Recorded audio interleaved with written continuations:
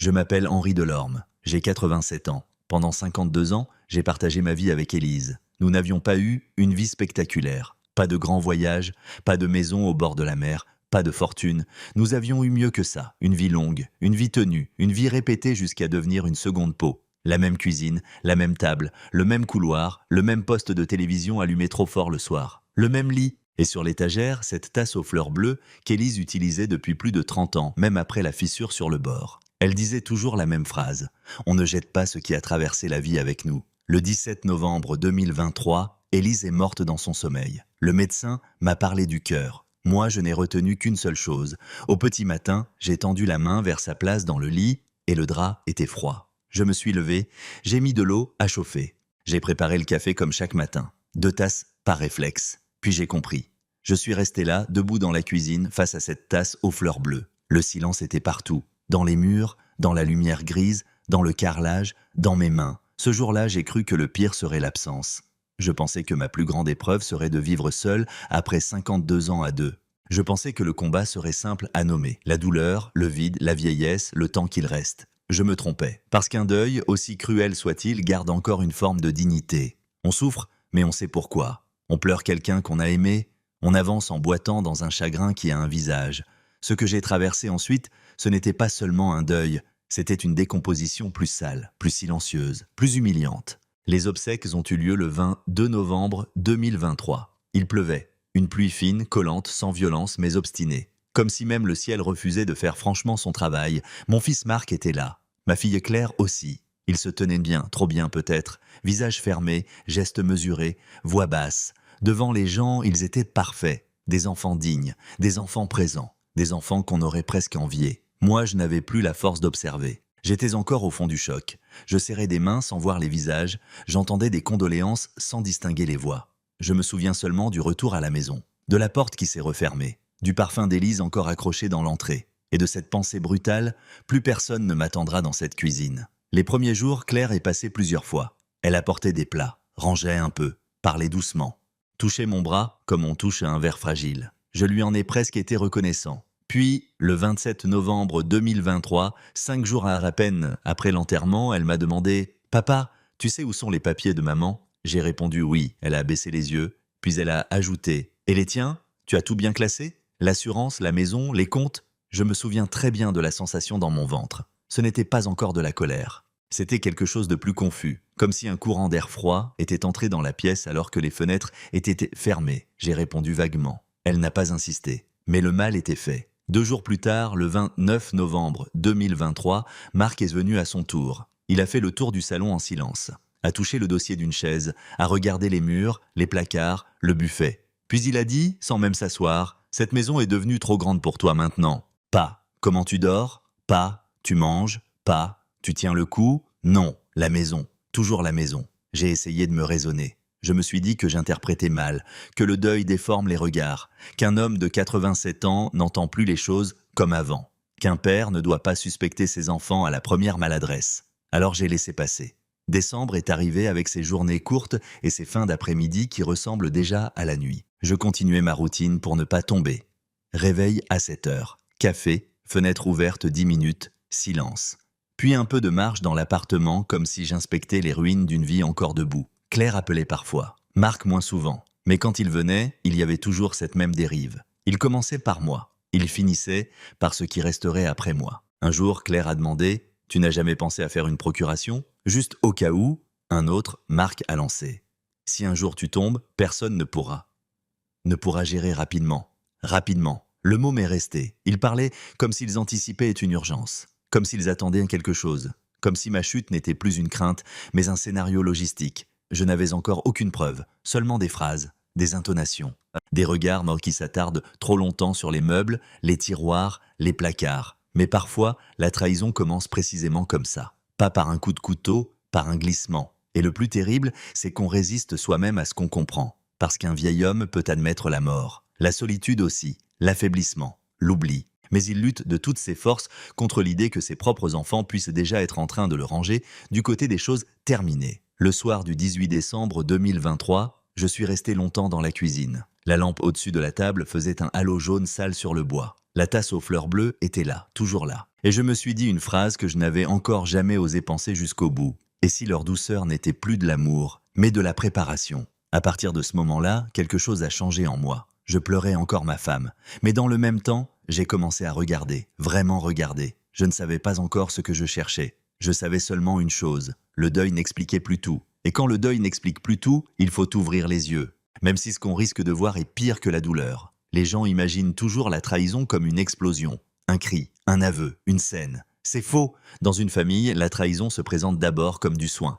Elle apporte des gâteaux, elle parle bas. Elle dit « c'est pour ton bien ». Et pendant que vous la remerciez presque, elle est déjà en train de mesurer la place que prendra votre absence. Le 8 janvier 2024, Claire est revenue avec une grande pochette beige. Elle a dit d'un ton calme « Papa, je me suis renseignée. Ce serait plus simple si certaines choses étaient anticipées. » Anticipées. Encore ce mot. Dans la pochette, il y avait des formulaires, des copies de documents administratifs, une proposition de mandat, des notes sur mes comptes, des démarches pour faciliter la gestion. Et même un document évoquant, de manière prudente mais claire, la possibilité qu'un tiers puisse prendre certaines décisions à ma place si ma santé se fragilisait. Je l'ai laissé parler. Elle expliquait tout avec cette voix de gens qui ont décidé d'être raisonnables avant même que la réalité ne l'exige. Je regardais ses mains, elles tremblaient légèrement. Pas de chagrin, pas de fatigue, de nervosité. Elle ne me regardait presque jamais dans les yeux.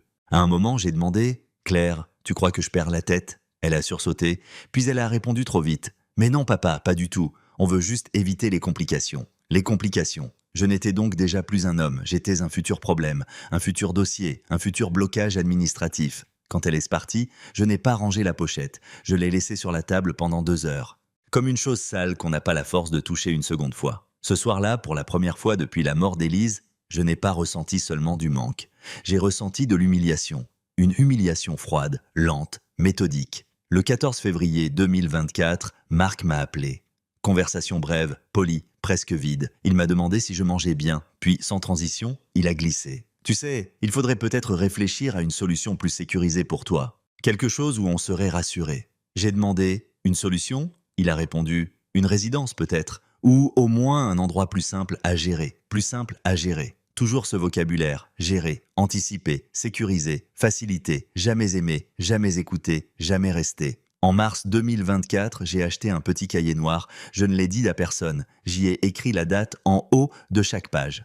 Et en dessous, tout ce qui me semblait insignifiant sur le moment mais qui, mis bout à bout, commençait à former une ligne sombre. 3 mars 2024, Claire demande où sont les doubles des clés. 11 mars, Marc évoque les frais d'entretien de la maison sans que j'aie parlé d'argent. 19 mars, conversation entendue dans l'entrée.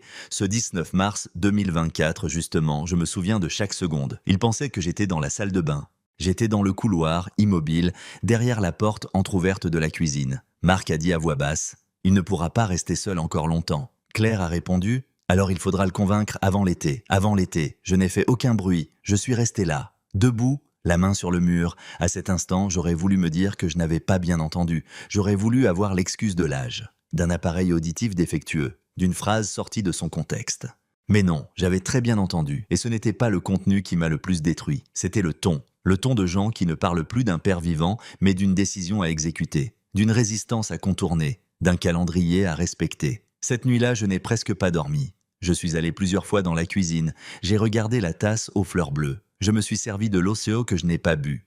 Puis je me suis dit quelque chose de terrible. Je suis peut-être le dernier à découvrir que pour eux, ma vie est déjà en train de finir avant moi. En avril 2024, ils ont intensifié la pression. Jamais frontalement, jamais avec brutalité. Toujours avec cette mollesse polie qui rend la violence plus difficile à nommer. Claire me montrait des brochures. Résidence calme, studio lumineux, personnel à l'écoute, jardin sécurisé, présence médicale, activités adaptées. Marc, lui, par les chiffres. Moins de charges, moins de risques, moins de complications, moins de solitude, disait-il. Mais je le voyais. Je voyais très bien ce qui traversait son regard quand il croyait que je ne faisais plus attention. Ce n'était pas la peur pour moi. C'était l'impatience devant ce qui n'avançait pas assez vite.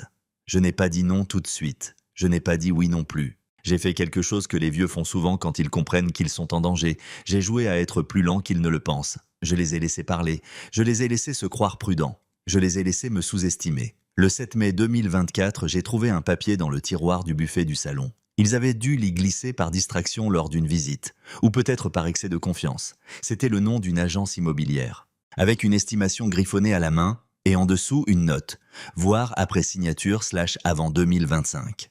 J'ai relu cette phrase plusieurs fois. Après signature. Avant 2025. Ma main tremblait. Pas à cause de la vieillesse, à cause de la netteté. Tout ce que j'avais essayé d'excuser prenait soudain une forme. Plus de doutes vagues, plus d'intuition honteuse, plus de scrupules à l'idée de soupçonner ses propres enfants. Il préparait une suite. Et dans cette suite, mon consentement n'était pas une preuve de respect, c'était juste un obstacle à obtenir le plus vite possible. Pendant longtemps, j'avais cru qu'il existait une frontière invisible que les enfants ne franchissent pas, une limite morale, un interdit sacré, quelque chose qui les retient au moment précis où l'intérêt personnel commence à effacer le visage du père. Je me trompais, cette frontière n'existe pas chez tout le monde. Certains enfants aiment, d'autres calculent. Et les plus dangereux sont ceux qui savent calculer avec un visage d'enfant aimant. En juin 2024, j'ai commencé à comprendre la nature exacte de ma peur. Je n'avais plus peur de mourir seul. Je n'avais même plus peur de vieillir. J'avais peur d'être effacé avant la mort, d'être déplacé, réorganisé, parlé, signé, justifié, réduit à une série de démarches prises pour mon bien. Il y a une violence particulière dans le fait d'être considéré comme lucide quand vous signez et comme fragile dès que vous refusez. C'est une violence sans cri, sans coup, sans témoin. On vous parle gentiment, on vous apporte des pâtisseries. On vous demande comment va votre tension. Et derrière cette mise en scène, on prépare la phrase la plus sale qui soit « Il n'est plus vraiment en état de décider ». Je le sentais venir, et cette sensation m'a forcé à changer de place intérieurement. Je ne pouvais plus rester seulement dans le chagrin, ni dans la nostalgie, ni dans la gratitude maladive des parents qui acceptent tout pour ne pas perdre leurs enfants. J'ai compris qu'à partir de maintenant, aimer mes enfants ne suffirait plus. Il fallait me protéger d'eux. Cette phrase m'a fait honte quand je l'ai pensée, puis elle m'a donné de la force. À la fin du mois de juin, j'ai écrit dans le cahier noir « Je n'attends plus qu'ils me prouvent qu'ils m'aiment. J'attends de savoir jusqu'où ils sont capables d'aller. » Je n'avais pas encore la pièce centrale, la preuve impossible à nier, le point où le soupçon cesse d'être une souffrance privée pour devenir une vérité. Cette preuve est arrivée un mois plus tard. Elle est entrée chez moi un après-midi chaud de juillet. Elle portait des baskets blanches. Elle avait 16 ans et elle avait le visage de mon petit-fils. Mon petit-fils s'appelle Lucas. Il avait 16 ans à l'été 2024. Grand, mince, silencieux. Le genre de garçon qui parle peu parce qu'il observe beaucoup. Il me ressemblait plus que son père ne l'avait jamais admis. Le 27 juillet 2024, il est venu me voir sans prévenir. J'étais sur le balcon devant le citronnier qu'Élise et moi avions acheté des années plus tôt sur un marché d'été. Le pot d'origine s'était cassé. Je l'avais remplacé par un autre, plus laid, en plastique vert pâle mais solide. La plante avait traversé l'hiver, la mort d'Élise, mes semaines d'absence à moi-même. Et elle tenait encore debout, pas très belle, pas très droite, mais vivante. Lucas m'a trouvé là, un arrosoir à la main. Il m'a regardé quelques secondes sans parler. Puis il a dit « Papy, on peut s'asseoir ?» Nous sommes allés dans la cuisine, la table, les 2 chaises, la lumière de fin d'après-midi. Et la tasse aux fleurs bleues, toujours rangée à sa place, comme une présence que je n'autorisais ni au temps ni à mes enfants à me voler. Lucas n'a pas pris de détour. Il a sorti son téléphone. Ses mains tremblaient légèrement. Son visage, lui, était fermé. « Papy, il faut que je te montre quelque chose. Maman a laissé son téléphone dans le salon hier. Je ne cherchais pas ça, mais j'ai vu des messages. Et après, j'ai tout lu. » À cet instant, j'ai senti dans mon corps cette intuition animale qu'ont parfois les vieillards avant les mauvaises nouvelles. Une sensation nette, pas une pensée, une alarme. Il m'a tendu l'écran. Je me souviens encore de la première phrase que j'ai lue. Je ne l'oublierai jamais. S'il refuse, on dira qu'il n'est plus vraiment lucide. Puis une autre. La maison doit être réglée avant 2025. Puis une troisième. Depuis la mort de maman, il décroche. Il faut en profiter tant qu'il signe encore. En profiter, je crois que c'est ce mot qui a tout cassé pour de bon. Pas parce qu'il était le plus violent. Au contraire, parce qu'il était simple, froid, utilitaire. En profiter, pas l'accompagner, pas le préserver, pas le sortir de sa solitude. En profiter, je ne sais pas combien de temps j'ai gardé les yeux sur l'écran. Peut-être 30 secondes, peut-être 3 minutes. Le temps avait pris une texture étrange. Lucas n'a rien dit. Il me regardait. Et tout à coup, j'ai vu l'étendue réelle de ma situation. Ma fille et mon fils ne complotaient pas dans l'excès d'une dispute, ils ne s'étaient pas laissés échapper à une phrase malheureuse. Ils construisaient méthodiquement un récit. Vieil homme isolé, affaibli, plus tout à fait sûr, à convaincre vite avant qu'il ne devienne un problème plus compliqué à déplacer. J'ai relevé les yeux vers Lucas. Je lui ai demandé « Tu as tout lu ?» Il a répondu « Assez pour comprendre ». Puis il a ajouté, avec cette brutalité involontaire des jeunes qui disent vrai avant de savoir consoler « Papy, il ne parle pas de toi comme d'un père. Je n'ai pas pleuré. Les larmes appartiennent encore au monde des illusions. Or ce qui venait de mourir en moi n'était plus un espoir, ni un chagrin, c'était la dernière couche d'innocence. Lucas est resté avec moi longtemps ce jour-là. Nous avons relu les messages, pris des captures d'écran, noté les dates, les heures, les formulations exactes. Puis il a posé sa main sur le cahier noir et il a dit « Alors tu n'étais pas fou, tu avais compris depuis le début ?» Depuis le début, non, mais depuis assez longtemps pour savoir que l'amour filial peut devenir une simple décoration quand l'intérêt entre dans la pièce. Pendant les jours qui ont suivi, je n'ai appelé ni Claire ni Marc. Je n'ai rien dit. Je voulais les voir arriver encore dans le mensonge. Je voulais leur laisser le choix. Pas le choix d'être innocent, ce temps-là était fini. Le choix d'avouer seul. Ils ne l'ont pas fait. Le 31 juillet 2024, Claire m'a envoyé un message. « Papa, on passe te voir bientôt pour reparler tranquillement de la résidence ?» Tranquillement. Le 1er août, Marc a appelé. Même ton, même prudence, même faux calme. Alors j'ai décidé. Le 2 août 2024, je les ai convoqués tous les deux à la maison à 17h. J'avais préparé la table comme pour une opération. Le cahier noir au centre, les copies des messages à droite, le papier de l'agence immobilière à gauche, et derrière moi, sur l'étagère, la tasse aux fleurs bleues. Comme si la présence muette d'Élise assistait au dernier acte. Ils sont arrivés presque à l'heure, Claire avec son sac serré contre elle. Marc, avec cette posture fermée des hommes qui sentent qu'ils vont devoir contrôler la scène. Nous nous sommes assis. Pendant quelques secondes, personne n'a parlé. J'entendais l'horloge du salon, le moteur d'une voiture dans la rue, le bruit léger du radiateur, puis j'ai dit « Aujourd'hui, c'est moi qui vais parler. Et vous allez m'écouter jusqu'au bout. » Claire a blêmi, Marc a croisé les bras. J'ai commencé par les dates. Toujours les dates. 17 novembre 2023, mort d'Élise.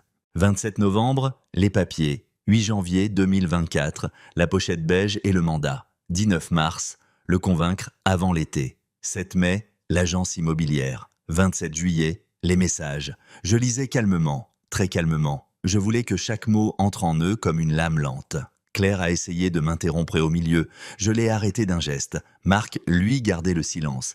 Mais je voyais sa mâchoire travailler. Quand j'ai posé les captures imprimées au centre de la table, le silence a changé de nature. Ce n'était plus le silence prudent du début, c'était le silence des gens qui comprennent que le décor s'est effondré. Claire a été la première à parler. Bien sûr, les larmes lui sont venues presque immédiatement. « Papa, ce n'est pas ce que tu crois. »« Ah bon ?» ai-je demandé. « Alors qu'est-ce que je crois ? Mal, exactement. Le mot profiter, le mot signer, ou le moment où vous décidez que si je refuse, je ne suis plus lucide. » Elle s'est mise à pleurer. Pas du chagrin, du débordement, du réflexe, de la peur d'être vu. Marc a pris le relais, plus sec, plus nerveux. On essayait juste d'organiser les choses. Tu ne peux pas rester seul éternellement. J'ai répondu. Organiser quoi ? Ma sécurité ? Ou ce qui vient après moi ? Il a haussé la voix. Erreur classique des gens démasqués. Tu déformes tout, on pensait à ton intérêt. Alors j'ai sorti le papier de l'agence. Je l'ai posé devant lui, puis j'ai demandé. Mon intérêt avait déjà une estimation immobilière. Il n'a pas répondu. J'ai tourné la tête vers Claire. Elle pleurait toujours, mais ses larmes ne nettoyaient rien. Et là, je leur ai dit la phrase qui s'était formée en moi depuis des mois. « Vous n'avez pas attendu ma mort. Vous avez commencé à me retirer du monde pendant que j'étais encore assis devant vous. » Marc a regardé ailleurs. Claire a murmuré. « On avait peur. Je l'ai coupé. » Non, la peur regarde un père. L'intérêt regarde ses papiers. Et vous, depuis des mois, vous ne regardiez plus que ça. J'aurais voulu vous dire que ce fut le moment où ils ont compris. Le moment où ils se sont effondrés de honte, le moment où l'âme revient. Mais la vérité est moins belle. Claire s'est réfugiée dans la faiblesse. Marc dans la colère. L'une voulait encore être plaintive, l'autre voulait encore avoir raison.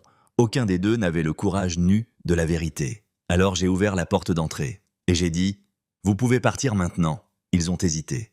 Comme si eux-mêmes n'avaient jamais imaginé que le vieil homme au bout de la table serait encore capable de décider de quelque chose. Marc s'est levé le premier. Claire derrière lui. Avant de sortir, elle s'est retournée et a dit, la voix cassée. « Papa, je n'ai pas répondu. » La porte s'est refermée. Et dans le silence qui a suivi, j'ai ressenti deux choses contradictoires. Un chagrin immense. Et un soulagement plus immense encore. Ce jour-là, je n'ai pas perdu mes enfants. La vérité, c'est qu'ils s'étaient déjà perdus eux-mêmes bien avant. Ce que j'ai perdu, moi, c'est la dernière illusion que le sang protège de la bassesse. Depuis, je vis seul. Oui, seul dans cette maison. Seul à cette table. Seul avec le matin, le café, le citronnier, la tasse aux fleurs bleues, la lumière qui glisse sur le parquet, le silence qui n'a plus la même forme. Mais je vais vous dire quelque chose que beaucoup auront du mal à entendre. La solitude n'est pas ce qu'il y a de plus cruel. Le plus cruel, c'est d'être entouré de visages familiers et de sentir qu'au fond, on est déjà devenu pour eux une formalité. Le plus cruel, ce n'est pas la mort de celle qu'on aime. Le plus cruel, c'est le moment où l'on découvre que pendant qu'on enterrait la femme de sa vie, d'autres enterraient déjà, en secret, votre dignité. Parfois, le vrai veuvage ne commence pas au cimetière. Il commence quand les enfants cessent d'être les enfants de quelqu'un pour devenir les comptables de son déclin. Moi, en novembre 2023, je croyais entrer dans le dernier âge de la vie. Un âge de manque, de souvenirs, de fatigue et de silence. Je ne savais pas que j'entrais aussi dans l'âge de la lucidité. La lucidité tardive, la plus froide, la plus impardonnable. J'ai 87 ans. J'ai aimé une femme pendant 52 ans. J'ai travaillé toute ma vie. J'ai élevé 2 enfants. J'ai cru, comme beaucoup, que les liens du sang tenaient plus solidement que les murs. Je sais maintenant que ce n'est pas vrai. Les murs, eux, au moins craquent avant de tomber. Ils préviennent. Ils gémissent. Ils laissent voir la fissure. Certaines familles, non. Certaines familles sourient, vous servent du café, vous disent qu'elles pensent à vous. Et pendant ce temps, elles s'échangent déjà des messages sur la manière la plus propre de vous déplacer du centre de la pièce vers le bord. Je n'ai plus envie de me mentir, ni de les protéger par des mots plus doux que leurs actes. Alors je le dis comme je l'ai vécu. Ma femme est morte en novembre 2023. Mais mes enfants ont commencé à me perdre bien avant que je cesse de leur être utile. Et après son enterrement, ils n'ont pas seulement voulu me protéger. Ils ont voulu accélérer ma disparition. Aujourd'hui, pourtant, chaque matin, je me lève. Je fais le café. J'ouvre la fenêtre, je regarde la lumière entrer, j'arrose le citronnier, et je remercie le ciel pour une chose étrange, presque dure à formuler. La vérité m'a blessé, oui, mais elle m'a aussi rendu à moi-même. Parce qu'il vaut mieux une solitude claire qu'une famille où l'on vous embrasse déjà comme on ferme un cercueil. Si cette histoire vous a bouleversé, abonnez-vous maintenant. Et surtout, écrivez en commentaire votre ville, votre pays, puis dites-moi votre théorie. Selon vous, Claire et Marc ont-ils révélé leur vrai visage seulement après la mort de leur mère, ou portaient-ils déjà cette trahison en eux depuis longtemps? Je lirai vos théories avec attention.